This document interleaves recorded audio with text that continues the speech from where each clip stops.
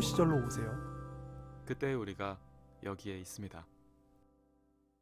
라라랜드를 발굴 중인 저희 호우 시절, 여기가 발굴 포인트 네 번째 순서로는 이런 거를 한번 연결해보면 어떨까 싶어요. 이 영화 라라랜드는 결국 꿈을 쫓는 것에 대한 이야기인데, 사실 또 우리가 꿈만으로는 살아갈 수 없다는 것도 맞잖아요. 그렇죠. 그리고 또 여러분의 꿈을 쫓아가세요 라는 그 이야기가, 그 멋진 이야기가 이게 너무 현실적인 뒷받침 없이 그냥 공허하게 반복되기만 그쵸. 하면 이게 또 되게 무책임한 얘기가 될 수도 있단 말이죠. 사람을 지치게 하고. 네, 그리고 실제로 미아는 그것 때문에 힘들어했었죠. 그렇죠, 맞아요. 조세프님은 이 꿈과 현실의 괴리 문제에 대해서는 네. 어떤 입장이세요? 혹시 우리는 꿈만 쫓으며 살아가도 될까요? 이 멋진 영화처럼? 이 고민을 정말 많이 했고 저는 네. 그 꿈에 대해서 아주 솔직하게 다가가지 못했던 사람이에요. 이 얘기 궁금하다. 그래서 나름대로 되게 현실적인 타협을 네. 했었고 네. 저는 모르겠어요. 저보다 어린 분들 혹은 앞으로 직업 전선에 뛰어든 우리가 흔히 꿈과 네. 직업을 굉장히 같이 등치해서 생각을 많이 하잖아요. 비슷한 유사군으로. 그렇죠. 만약에 그렇게 생각하는 버전이라면 저는 꿈을 향해 나아가셨으면 좋겠어요. 제가 지금 살고 있는 삶이 엄청나게 외형적 조건이 빡빡하고 이런 건 아니에요. 네. 근데 제가 그렇게 행복하지 않더라고요. 그 일을 하면서 때때로 느낄 때 그 네. 안에 있는 아주 원형의 감정은 그 당시에 나에게 떳떳하지 못한 선택을 했었기 때문이다 라는 생각을 하는 것 같아요. 네. 그래서 제가 걸어갈 앞으로의 인생에서 나는 어떻게 내가 갖고 있는, 내가 열망하는 것에 좀 접점을 찾을 수 있는 네. 일을 할 수 있을까. 어쩌면 그 과정 중에 하나가 이 작은 방송일 수도 있고요. 제가 잘 못하지만 끄적거려 보는 네. 여러 가지 뭐 리뷰글이 될 수도 있겠죠. 그 하나하나의 과정일 수도 있을 텐데 그럴 거면 차라리 더 많은 시간을 리셋할 수 있다면 네.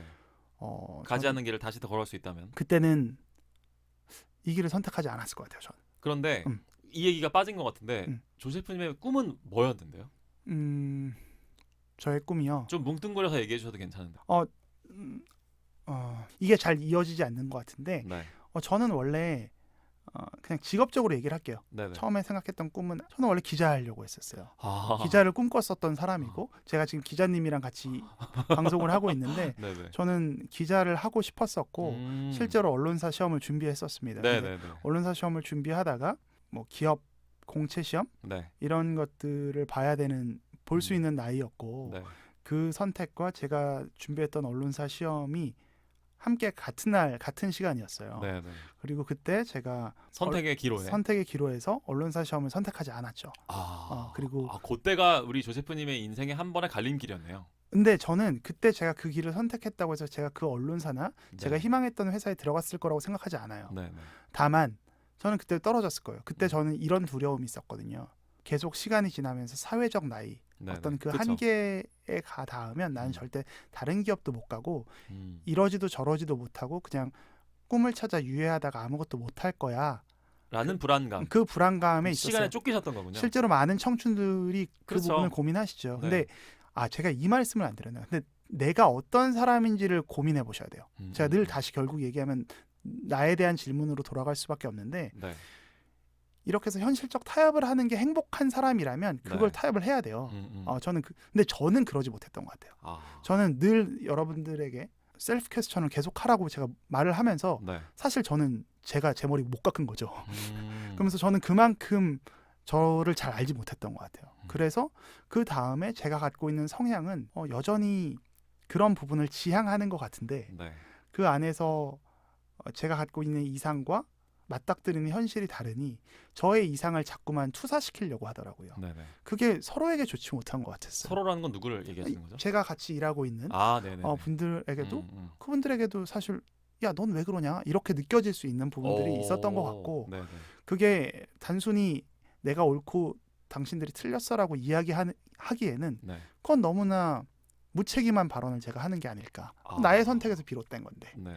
그런 부분 때문에 자신의 성향과 생각을 여러 가지로 네네. 고민한 다음에 선택해 보시는 용기를 했으면 좋겠고 그래서 저는 뭐 지금 우리가 나이가 들면서 네. 뭐 10대 때는 정말 뭐 5만 가지 꿈을 다 꿀 수 있고 그렇죠. 20대 때는 그게 한 10가지로 줄고 30대 때는 뭐 한 5가지로 줄고 뭐 이렇게 된다고 하잖아요. 네네. 우리가 해볼 수 있는 영역이 음. 그 선택의 폭이 얼마 좀 좁아지죠. 아무래도. 그래서 그렇죠. 이 안에서 내가 과연 어떤 뭐 흔히 말해서 피보팅을 할 수 있을까? 어떻게 내가 좀 새로운 움직임을 할 수 있을까를 또 고민합니다. 그게 이제 저에게 주어진 숙제고 네. 자, 열심히 또 경주에 나가야 되는 길이라고 생각해요. 갑자기 자기계발서가 됐네요. 아니 근데 이 얘기 되게 흥미로운 이야기인데 그러면은 지금 음. 아까 말씀하신 얘기 중에 음. 뭐 예를 들면 이 제 호시절에는 이런 방송이나 네네네. 혹은 뭐 브런치 같은 곳에 쓰는 어떤 영화 리뷰글 같은 게 지금 조세프님이 생각하는 그래도 시도해 볼 수 있는 일종의 꿈에 대한 어떤 시도일 수 있다라는 네. 그 의미로 전 들었는데 네. 지금 이 시기에 남아있는 조세프님이 유지하고 싶은 혹은 계속 더 발전시켜 나가고 싶은 꿈의 방향은 대략 어떤 거라고 할수 그러니까 있어요? 제가 이걸 왜 저널리스트까지는 너무 거창하다. 그냥 왜 기자가 되고 싶었나에 네. 대한 어렸을 때 그런 생각을 했던 이유는 네. 엄청난 사명감 이런 게 아니에요. 내가 살아 있음을 느끼고 싶은 거죠. 아, 근데 기자는 매일매일 사건이 달라지잖아요. 그렇죠. 그 사건을 취재하는 데 있어서 제가 그냥 제 스타일이 그렇다고 막 포기할 것 같지는 않은 거였고 두 번째는 뭔가 삶에서 뭔가 새로운 걸 매일 찾는 게 네. 내가 매일 발견하는 것보다 사건이 계속 진행되는 걸 우리가 네. 보면서 그걸 내 따라가는 살아있음을 게. 느낄 수 있지 않을까라는 약간의 무책임한 탑승일 수도 있죠. 네, 그런 생각도 했었어요. 근데 어쨌든 살아있음을 느끼고 싶은 게 저의 가장 근본적인 희망이었던 것 같고 네. 살아있음을 느끼는 방편에서 오히려 제가 원하는 선택을 하지 않았을 때 내가 조금은 생명력이 느껴지지 않게 일을 하고 있구나. 이런 얘기하면 저 그래도 회사 일 뭐 미션 그러니까. 주어지면 열심히 합니다. 근데 네. 갑자기 문득 근데 그럼에도 불구하고 제가 갖고 있는 어떤 스스로에 대한 조금의 그렇죠. 안타까움이 그럴 수 있지. 있어요. 돌아볼 때. 특히 라라랜드를 보면서는 네. 그런 생각들이 좀 듭니다. 그렇죠. 그런 회한의 정서를 많이 자아내는 영화이기도 네. 하니까요. 네.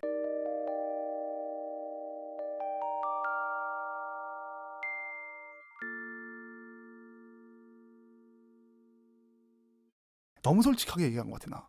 그래서 너무 좋았는데. 그래서 이 꿈과 현실에 대한 얘기가 나올 때마다 되게 생각나는 에피소드 중에 하나가 전현무 씨가 한때 네. 이제 라디오 방송을 진행을 하셨는데 거기에서 사연 중에 이런 게 도착을 했다는 거예요. 뭐 저도 지금 이제 약간의 저만의 각색을 통해서 지금 들려드리는 네, 이야기인데 네, 네. 취업 준비를 하시는 그 취준생이 이제 전현무 씨한테 상담 사연을 보낸 거예요.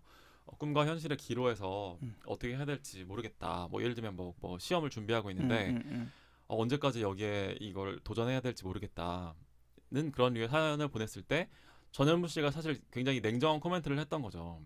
그 시험을 준비하는 그 과정에 중독되는 걸 수 있다. 맞아요. 그래서 시간이 너무 오래가면 아까 조 셰프님이 얘기하셨던 것처럼 더 이상의 기회가 없는 시점까지 그걸 유예만 하다가 그냥 그 인생의 그런 기회가 끝나버릴 수도 있다. 네. 판단을 냉정하게 해야 된다. 네. 인생은 현실이다. 네. 인생은 실전이다. 음. 얘기를 한 거예요. 그리고 그런 얘기들은 사실 뭐 전현무 씨만 얘기를 하는 게 아니라 네. 많은 사람들이 얘기를 하죠. 꿈과 그쵸. 현실의 네. 대립이 될 때 현실에 좀 더 포커스를 맞춰야 된다. 지금 이렇게 혹독한 경쟁 사회에서 설득력 있는 얘기거든요. 네. 그런데 나중에 그 전현무 씨의 카운셀링을 들은 어떤 다른 청취자분이 사연을 또 보낸 거예요. 네. 지금 이런 류의 이야기들을 정말 많이들 하는데 적어도 방송에서는 그래도 꿈을 쫓아가라는 얘기도 좀 필요하지 않냐. 그러니까 그런 사연을 누가 또 보내신 거예요. 저는 전현무 씨 입장도 이해가 되고 꿈에 대한 중요성을 강조하신 분의 입장도 이해가 되거든요. 지금 너무나 많은 사람들이 또 현실만 따라가라고 또 얘기를 해요. 아까 네. 어떻게 보면 조 셰프님이 하신 얘기를 봤을 네, 때는 네. 조 셰프님도 그런 전현무 스타일의 판단을 하셨던 거잖아요. 그렇죠. 근데 지금은 돌이켜 봤을 때는 그래도 꿈도 중요하다는 거를 얘기하고 계신 것처럼 네. 지금 그런 상충들이 되게 많이 일어나고 있는 것 같아요. 네. 그리고 물론 사람마다 이건 되게 상황이 다르기 때문에 그렇죠. 일률적으로 우리가 판단할 수는 없지만 분명히 지금 이 사회의 여러 그 우선순위는 좀 현실적으로 많이 가 있는 게 아닌가라는 생각은 들더라고요. 원우 씨는 꿈이 뭐였습니까? 저요? 저는 10대 때 진로 고민을 한 번도 해본 적이 없어요. 저는 음악을 만드는 사람이 되는 게 네. 저의 꿈이었어요. 근데 뭐 조세프님이 굉장히 솔직하게 얘기해 주셨으니까 뭐 그에 대한 보답은 아니지만 저도 뭐 뭔가 밸런스를 맞춰야 될 것 같다는 강박 때문에 얘기를 하자면 음악을 만들고 싶은 그런 작곡가 지금으로 치면은 뭐 제가 윤상 씨 얘기 많이 했지만 그쵸. 예를 들면은 또 뭐 YG 엔터테인먼트의 테디 같은 프로듀서 네. 너무 유능하고 그쵸. 멋지잖아요. 네. 오래오래 음. 또 작업하고 여전히 감각이 살아있고 음. 제가 되게 어린 시절에 저한테 가장 큰 충격을 줬었던 음악인의 시작은 이승환 씨였거든요. 네. 이승환 씨의 그 4집 앨범 음. 천일 동안이 수록되어 있는 그 앨범이 그 당시에는 어마어마한 자본을 투입해서 만든 앨범이었고 되게 백화점식 구성이라는 비판도 많이 받았어요. 네. 근데 뭐냐면 그 안에 모든 장르가 다 있는 거예요. 근데 사실 이건 서태지의 영향이기도 해요. 그렇죠. 서태지 씨는 모든 장르를 다 네.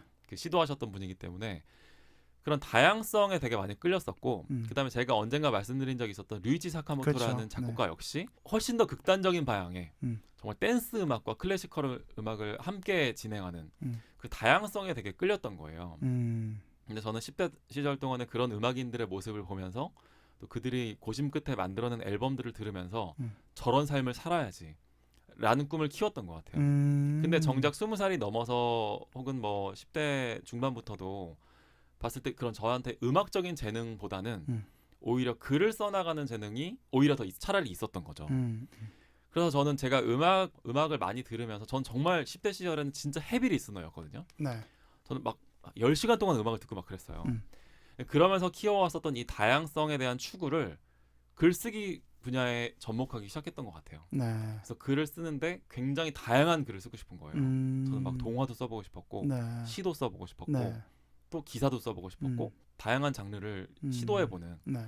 그런 여러 가지 실험들이 저의 20대를 채워왔었던 되게 소중한 경험들이었던 것 같고 그런 경험들이 또 책을 출간하게 되는 그쵸. 되게 네. 좀 독특한 시도로 또 연결이 되면서 음. 또 새로운 인생의 길이 열리기도 하는 네. 그러면서 이제 저의 20대와 30대가 이렇게 많은 부분 채워지지 않았나라는 생각이 들고 지금은 근데 이제 그런 다양성의 스펙트럼을 지금까지는 그 글쓰기라고 하는 이 종이와 펜의 세계에 있었다면 지금은 이 호우 시절이라고 하는 이 방송을 저희가 지금 같이 진행하고 있는 게 네. 저한테는 또 꿈의 3차원을 열어주는 듯한 느낌이 들 때가 많이 있어요. 뭔가 뭐 이 방송이 얼마나 잘 되고 얼마나 많은 구독자를 포섭하느냐의 문제와는 또 별개로 내가 이런 거를 되게 진행해 나가고 그 셰프님이랑 같이 얘기해 나가고 또 영화에 대해서 고민해 나가고 주 2회 이렇게 월요일 목요일에 릴리즈가 되는데 그때마다 되게 설레거든요. 네. 그게 뭐 재생수가 몇이건 맞아요. 뭐 조회수가 얼마건 간에 새로운 것들이 완성되어서 딱 커팅이 돼가지고 올라갈 때 그 뿌듯함을 가능하면 길게 이 시절을 이 시절을 길게 유지해 나가고 싶다는 그 자체가 네. 새로운 저의 꿈으로 연결되고 있는 지점이 분명히 있는 것 같아요. 저는 원우 씨 얘기 들으면서 네. 저희가 좀 호우 시절 내에서의 역할도 그렇게 해서 분류되고 있는 것 같아요. 분류. 그러니까 저희가 처음에 정하지 않았잖아요. 어떤 역할이. 그렇죠. 근데 같이 뭐 해보자. 이렇게. 그냥 자연스럽게 이렇게 흘러가고 있는 건데 네. 제가 원우 씨의 이야기를 들으면서 듣는 거는 원우 씨는 뭐 다양성을 이야기했지만 네. 그 이전의 내용은 뭔가 창작 활동을 하고 싶은 사람인 거예요. 네네네. 원우 씨는 뭔가를 만들어내는 사람이었고 그 만들어내는 게 그 도구가 음악에서 글로 바뀌었던 거고. 그렇죠. 그래서 지금도 저희 방송을 뭔가 만들어내고 편집하고 전체적인 틀을 짜는 이 창작의 과정은 사실 전 원우 씨가 하고 있다라고 생각을 하고, 그러니까 원우 씨는 지금 기자를 하고 있지만 네. 본인이 작가 같은 기자를 전 지향한다라고 생각이 드는 거죠. 정확한 지적이십니다. 근데 저는 기자를 지망할 때나 지금도 제가 살아있음을 아까 느낀다라고 했지만 네. 저는 결과에 대한 분석을 하는 걸 더 좋아하는 사람인 것 같아요. 네네. 그래서 희한하게 글을 쓰는 거나 이 네. 내용도 저는 소설을 쓰거나 이런 내용의 재능이 전 소설 쓰는 사람 대단하다라고 생각하지 맞아요. 제가 갈 수 있는 길이라고 생각하지 않거든요. 네. 저는 현상에 대한 내용을 다시 리라이팅을 하는 사람인 것 같아요. 그래서 일을 할 때도 뭔가 이 구조가 어떤지를 보는 거를 더 재밌어하고 네. 그 결과가 어땠는지를 보는 걸 좋아하고 현상이 어떤 현상이었는지를 보는 걸 좋아하고 네. 이 영화에 대해서도 그래서 자연스럽게 네. 제가 영화를 리뷰한 적이 한 번도 없음에도 불구하고 이상하게 우리의 롤은 그렇게 자연스럽게 그쵸. 다시 구조가 나뉘고 있는 게 맞네. 아닐까라는 생각들을 좀 하게 그러니까 되네요. 쉽게 말해서 조 셰프님은 우리가 발굴하기로 한 영화를 취재하는 거죠. 그렇죠. 매번. 네. 그럼 저는 취재한 결과를 어떤 형태로 배치하는 거지. 배치해서 사람들한테 들려줄까를 고민하는 맞아요. 영역이잖아요. 그래서 저는 그 부분에 있어서 거의 터치하지 않잖아요. 그렇죠. 네, 그렇죠. 그냥 이거는 좀 빼줘라든지. 네, 뭐 그냥 그 정도 혹은 이런 그것도 거의 없는 것 같아요. 요새는. 맞아요. 네. 네. 그게 관심이 없는 것도 아니고 이거 너무 저희 얘기를 길게 했네요. 아니요, 아무튼 뭐, 예. 그러다 보니까 각자가 생각하고 있는 부분이 조금씩은 삶의 형태에서 결국은 드러나게 돼 있는 것 맞아. 같아요. 네. 이 하나의 정말 고작 둘이서 그냥 방송하는 하는 건데도 네. 두 사람이 제작진의 전부인 이 음. 방송 안에서도 롤이 나눠지면서 네. 각자 추구하는 분야가 생겨난다는 거. 그렇죠. 이게 사실은 저는 꿈의 힘이라고도 생각을 네. 들어요. 그래서 사실은 저도 무책임하게 꿈만 쫓으라는 말을 하고 싶진 않아요. 하지만 무분별하게 꿈을 쫓는 것만큼이나 위험한 게 현실만 생각하는 거라고도 맞아요. 생각하거든요. 네. 그러니까 단순히 뭐 아름답고 안 아름답고의 문제가 아니라 현실만 생각하는 그 자체가 되게 현실적인 위험을 줄 수 있다는 거야. 그렇지. 그런 생각이 드네요. 삶을 너무 후려치면 안 됩니다. 결론은 그거네요. 네. 복합적으로 생각했으면 좋겠어요. 삶을 너무 후려치지 않는 그 여유와 여백과 공백의 여지에서부터 뭔가 새로운 꿈이 근데 저는 시작되는. 제 인생이 절단났다라고 생각하지 않고 네, 절단나지 않았어요. 앞으로 우리가 계속해서 음, 모르겠어요. 지난번에 인사할 때도 그랬지만 네, 희망이 절망을 넘어서는 시간이고 네. 그 시간이 올해 내내 압도했으면 좋겠어요. 우리의 삶을. 그래서 음, 여전히 새로운 꿈을 꿀 수 있고 지금 현재 있는 상황에서도 네, 우리 꿈에 닿을 수 있는 뭔가의 연결고리를 만들어내는 게 네. 되게 멋있는 어, 길이라고 생각합니다. 저 지금 방송 진행을 하면서도 라라랜드를 볼 때랑 되게 유사한 아, 감정이 그쵸? 네. 환기가 됐어요. 이게 굉장히 영화가 주는 힘이에요. 정말 네, 그런 네. 것 같아요. 아주 네. 독특한 1년 넘게 진행하면서도 이런 경험은 처음 해보는 듯한 그런 느낌을 그러네요. 네. 느끼고 있습니다. 조금 길었다면 죄송합니다, 여러분.